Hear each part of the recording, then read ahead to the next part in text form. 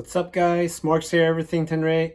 Today I'm gonna show you my ABS off switch. So as many of you know, the issue with the original or OEM way to shut off your ABS is to press and hold the off-road button, and if you stall your bike and you have to switch it off and on, it will be on again, so you will have ABS and you will have to do it all over again, which can be a pain in the ass when out in the woods and stalling a lot or falling over or whatnot. So this is my ABS off switch mod. First and all, I have my switch here, so now ABS is off. If I close this cover, it will automatically go to the on position. So you can get these as at any car store or hardware store that sells car parts, so it's easily. And the idea over the ABS switch is that you interrupt the cables, and there are different ways of doing it. So you know that we have the ABS module under here, in here.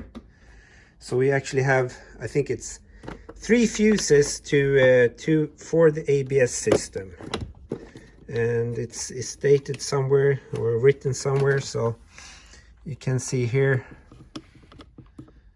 the first one is ABS solenoid. We have the ABS motor, and then you have the ABS in the bottom, so the 7.5. So here's the regular ABS module or the control unit. The ABS motor is a 30 amp, and then you have the ABS solenoid at 20 amp. So that's the power feed that goes over to the ABS. My way of doing this, because I've seen videos of people pulling their ABS solenoid fuse and then just riding without an ABS. So what happens then is that the ABS LED on the speedo will be lit at all times. So it's just showing that you have some problem with the ABS system, and that ABS system is disabled. And it should not give you an error code. However, there are people reported that has put in switches like me. If you play around with it while you're riding and running when the bike is on and so on, it has thrown an engine error. So you need to clear it. And I will come back to that. And I think my way of doing it should work great. I know that Nerb1, he has done it another way, which I think is a safer way of doing it and an easier way of doing it. So what I did here is I took the power that came out from the fuse box that goes to the ABS solenoid. I cut that cable. I put my own cable up to the switch, and then from the switch back to the power cable that then goes to the solenoid. So I interrupted that power feed to the ABS solenoid. So it will be like you're pulling the fuse. Not harder than that. The other way of doing it is to actually interrupt the signal that comes from the rear wheel ABS sensor. So that cable goes, I will go around on the other way on the bike, so it's on the right side of the bike, and it's behind the panels here. And you can trace the cable that goes here on the swing arm, and it goes up here, and you can just trace it to a connector. So if you have the Yamaha OEM female male connectors, you can make your own little wire thingy to interrupt the signal, so it can go up to a switch and you can turn it off and on as you wish. Or you will have to cut one of the leads on the 2 cable that comes from the ABS sensor. So you take one of those leads up to your switch and then back again to the other side, and that will do the same. So it will just interrupt the signal from the ABS sensor, the ABS module up here, and the ECU will recognize that you have something in your ABS sensor, so it will shut off the ABS. And that's, I think, the least intrusive way of doing this. I still have some riding testing to do, but I've been thinking a bit logical on this. I should be able, while riding, flip the switch. The ABS lamp should come on. And if I want to re-enable the ABS again, I need to turn off the bike, flip the switch again, then turn it on, so it re-initializes the ABS system. One big question mark is what happens when I turn it off while the bike is running and I already have initialized the ABS system? Will it throw an error code or not?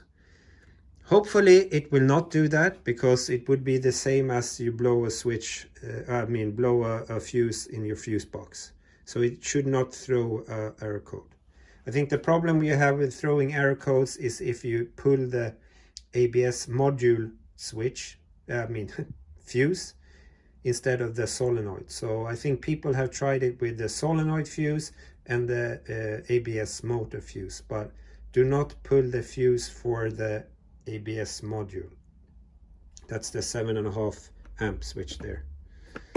So that's the way I did it. I will not show you the cables and everything. What I did was to just remove the fuse. I removed the metal female connector that sits in the fuse box. I could pull out the cable itself. Then I cut it at a safe distance, so I can, if I need to reattach everything again, I can do that without a problem. The best way would have been to, have the exact same shoe or female shoe that goes into the fuse box and just make my own cable thingy that goes up there instead. But, I don't have that. And I do not have the OEM female and male connectors, so I could do it from the rear wheel. I just started this before I checked NURB's video, and that's about it. And you will have a ABS riding report coming in here. So guys, I now tested the ABS switch, and I can confirm it works. So it by putting it to off before you start your bike, or after you started your bike, and before the ABS have initialized, so before you started rolling, it works. It will disable the ABS. So if you go for a ride with ABS on and then you just stop but not turning the ignition, and you switch off your ABS, the ABS lamp will come on and it will be off. But you have to, for re-enabling the ABS again, you will need to turn off your bike, flip down the switch, and then start it again, so you re-initialize the ABS. So that's great. We know it works. Of course, I just been riding around in the neighborhood, so Inge, that's Swedish. So no high speeds, but yeah, I can confirm it works.